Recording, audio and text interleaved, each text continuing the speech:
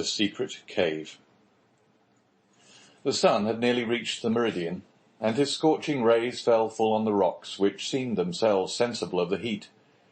Thousands of grasshoppers, hidden in the bushes, chirped with a monotonous and dull note. The leaves of the myrtle and olive trees waved and rustled in the wind. At every step that Edmond took, he disturbed the lizards glittering with the hues of the emerald. Afar off he saw the wild goats bounding from crag to crag. In a word, the island was inhabited, yet Edmond felt himself alone, guided by the hand of God. He felt an indescribable sensation, somewhat akin to dread, that dread of the daylight which even in the desert makes us fear we are watched and observed. This feeling was so strong that at the moment when Edmond was about to begin his labour, he stopped, laid down his pickaxe, seized his gun, mounted to the summit of the highest rock, and from thence gazed round in every direction. But it was not upon Corsica, the very houses of which he could distinguish, or on Sardinia, or on the island of Elba, with its historical associations, or upon the almost imperceptible line that to the experienced eye of a sailor alone revealed the coast of Genoa the proud, and Leghorn the commercial, that he gazed. It was at the brigantine that had left in the morning, and the tartan that had just set sail, that Edmond fixed his eyes. The first was just disappearing in the straits of Bonifacio. The other, following an opposite direction, was about to round the island of Corsica. This sight reassured him. He then looked at the objects near him. He saw that he was on the highest point of the island, a statue on this vast pedestal of granite, nothing human appearing in sight, while the blue ocean beat against the base of the island and covered it with a fringe of foam. Then he descended with cautious and slow step, for he dreaded lest an accident similar to that he had so adroitly feigned should happen in reality. Dante, as we have said, had traced the marks along the rocks, and he had noticed that they led to a small creek, which was hidden like the bath of some ancient nymph. This creek was sufficiently wide at its mouth, and deep in the centre, to admit of the entrance of a small vessel of the lugger class, which would be perfectly concealed from observation. Then, following the clue that in the hands of the Abbé Faria had been so skilfully used to guide him through the Daedalian labyrinth of probabilities, he thought that the Cardinal Spada, anxious not to be watched, had entered the creek, concealed his little bark, followed the line marked by the notches in the rock, and at the end of it had buried his treasure. It was this idea that had brought Dante back to the circular rock. One thing only perplexed Edmond and destroyed his theory. How could this rock, which weighed several tons, have been lifted to this spot without the aid of many men? Suddenly an idea flashed across his mind. Instead of raising it, thought he, they have lowered it. And he sprang from the rock in order to inspect the base on which it had formerly stood. He soon perceived that a slope had been formed, and the rock had slid along this until it stopped at the spot it now occupied. A large stone had served as a wedge. Flints and pebbles had been inserted around it so as to conceal the orifice. This species of masonry had been covered with earth, and grass and weeds had grown there. Moss had clung to the stones, myrtle bushes had taken root, and the old rock seemed fixed to the earth. Dante dug away the earth carefully, and detected, or at least fancied he detected, the ingenious artifice. He attacked this wall, cemented by the hand of time, with his pickaxe. After 10 minutes' labour, the wall gave way, and a hole large enough to insert the arm was opened. Dante went and cut the strongest olive tree he could find, stripped off its branches, inserted it in the hole, and used it as a lever. But the rock was too heavy, and too firmly wedged to be moved by any one man. Were he Hercules himself, Dante saw that he must attack the wedge. But how? He cast his eyes around and saw the horn full of powder which his friend Jacopo had left him. He smiled. The infernal invention would serve him for this purpose. With the aid of his pickaxe, Dante, after the manner of a labour-saving pioneer, dug a mine between the upper rock and the one that supported it, filled it with powder, then made a match by rolling his handkerchief in saltpetre. He lighted it and retired. The explosion soon followed. The upper rock was lifted from its base by the terrific force of the powder. The lower one flew into pieces. Thousands of insects escaped from the aperture Dante had previously formed, and a huge snake, like the guardian demon of the treasure, rolled himself along in darkening coils and disappeared. Dante approached the upper rock, which now, without any support, leaned towards the sea. The intrepid treasure-seeker walked around it, and selecting the spot from whence it appeared most susceptible to attack, placed his lever in one of the crevices, and strained every nerve to move the mass. The rock, already shaken by the explosion, tottered on its base. Dante redoubled his efforts. He seemed like one of the ancient Titans who uprooted the mountains to hurl against the father of the gods.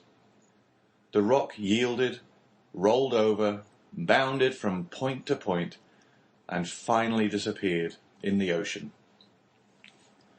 On the spot it had occupied was a circular space, exposing an iron ring let into a square flagstone. Dante uttered a cry of joy and surprise. Never had a first attempt been crowned with more perfect success. He would fain have continued, but his knees trembled, and his heart beat so violently, and his sight became so dim, that he was forced to pause. This feeling lasted but for a moment. Edmond inserted his lever in the ring, and exerted all his strength. The flagstone yielded, and disclosed steps that descended until they were lost in the obscurity of a subterraneous grotto. Anyone else would have rushed on with a cry of joy. Dante turned pale, hesitated, and reflected. "Come," said he to himself, "be a man. I am accustomed to adversity. I must not be cast down by the discovery that I have been deceived. What then would be the use of all I have suffered? The heart breaks when, after having been elated by flattering hopes, it sees all its illusions destroyed. Faria has dreamed this. The Cardinal Spada buried no treasure here, but perhaps he never came here, or if he did, Cesar Borgia, the intrepid adventurer, the stealthy and indefatigable plunderer, has followed him, discovered his traces, pursued them as I have done, raised the stone, and descending before me, has left me nothing." He remained motionless and pensive, his eyes fixed on the gloomy aperture that was open at his feet. "Now that I expect nothing, now that I no longer entertain the slightest hopes, the end of this adventure becomes simply a matter of curiosity." And he remained again motionless and thoughtful.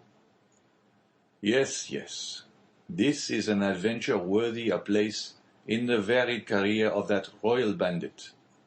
This fabulous event formed but a link in a long chain of marvels.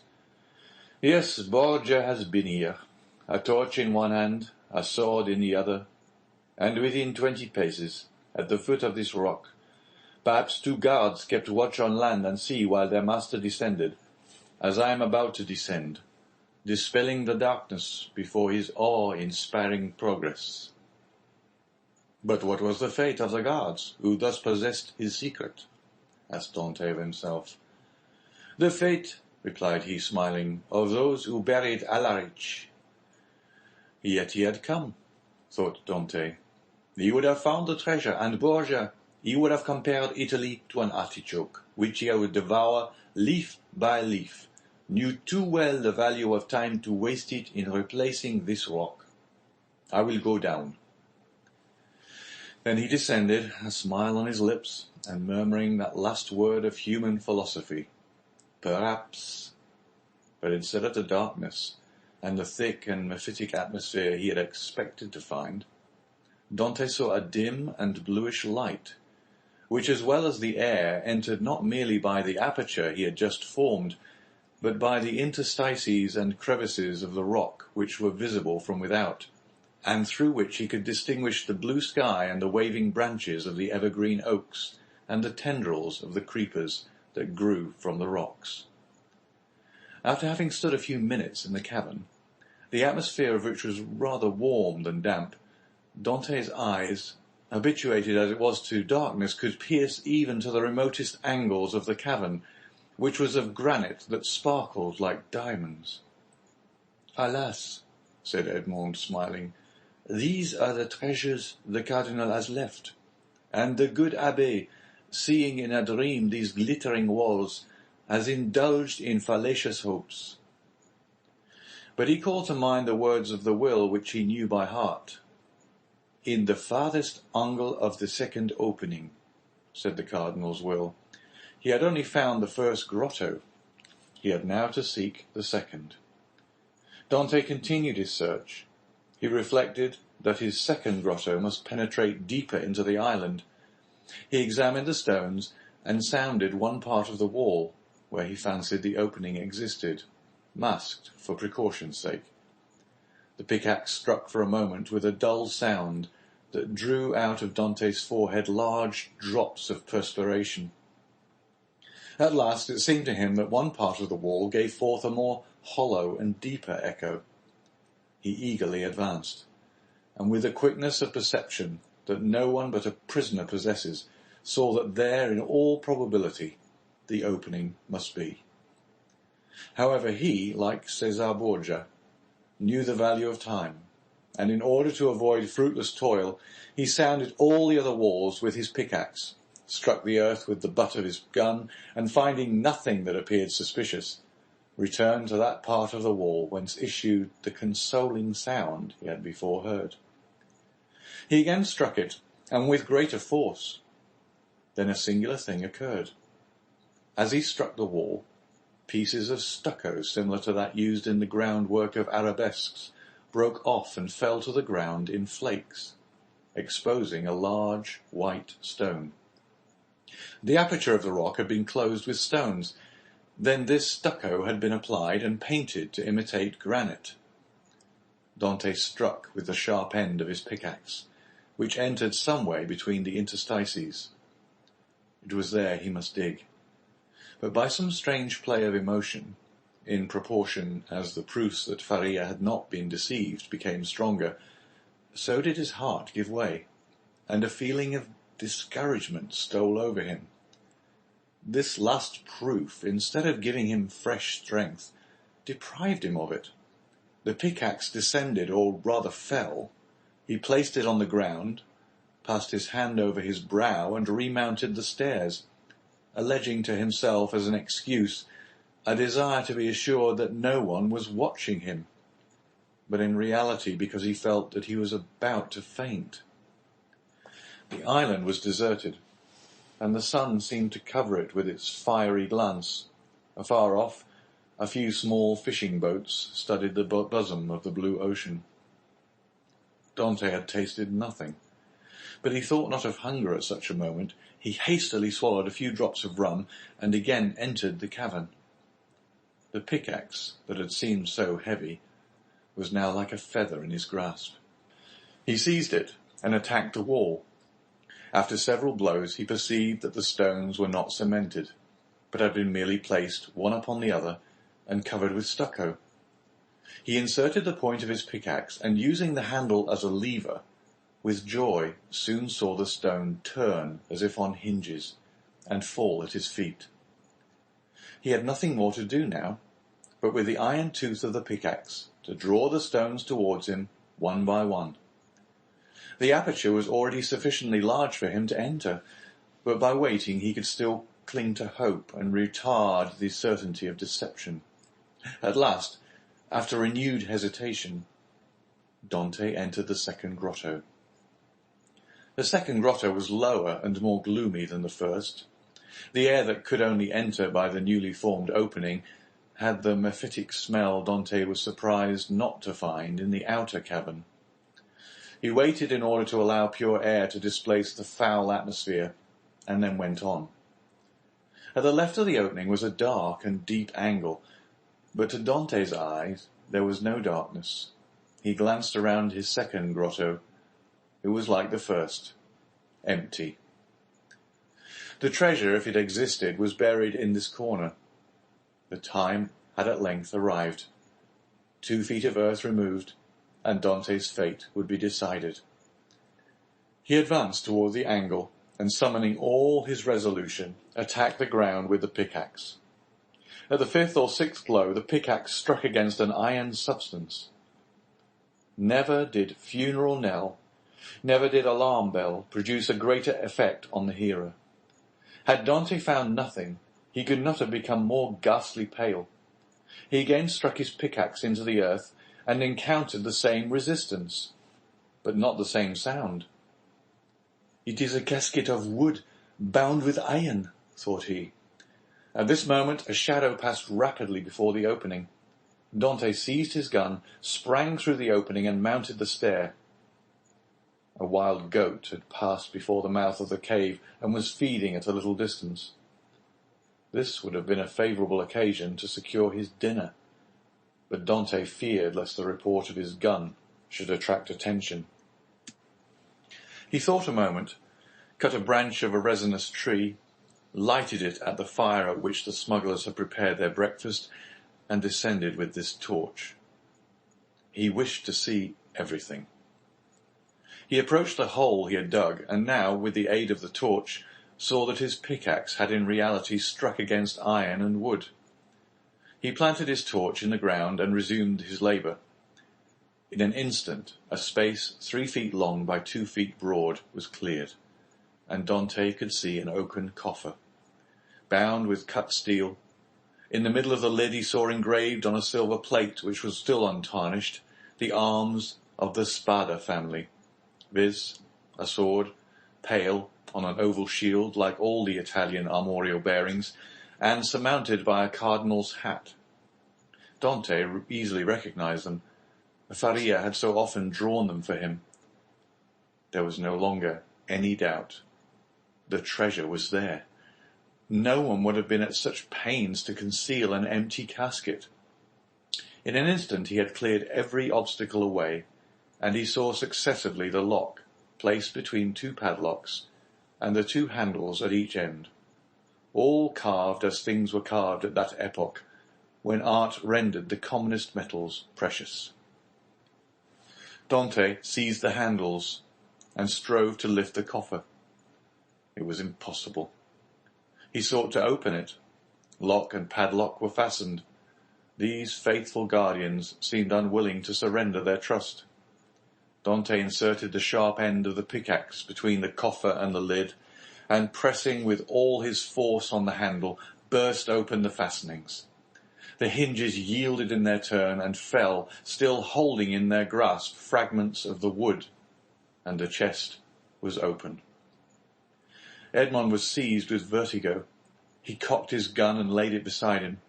He then closed his eyes as children do in order that they may see in the resplendent night of their own imagination more stars than are visible in the firmament. Then he reopened them and stood motionless with amazement. 3 compartments divided the coffer. In the first blazed piles of golden coin. In the second were ranged bars of unpolished gold, which possessed nothing attractive save their value. In the third, Edmond grasped handfuls of diamonds, pearls, and rubies, which as they fell on one another sounded like hail against the glass. After having touched, felt, examined these treasures, Edmond rushed through the caverns like a man seized with frenzy. He leapt on a rock from whence he could behold the sea. He was alone with these countless, these unheard-of treasures. Was he awake, or was it but a dream? He would have fain have gazed upon his gold, and yet he had not strength enough. For an instant he leaned his head in his hands as if to prevent his senses from leaving him, and then rushed madly about the rocks of Monte Cristo, terrifying the wild goats and scaring the sea-fowls with his wild cries and gestures. Then he returned, and still unable to believe the evidence of his senses, rushed into the grotto, and found himself before this mine of gold and jewels.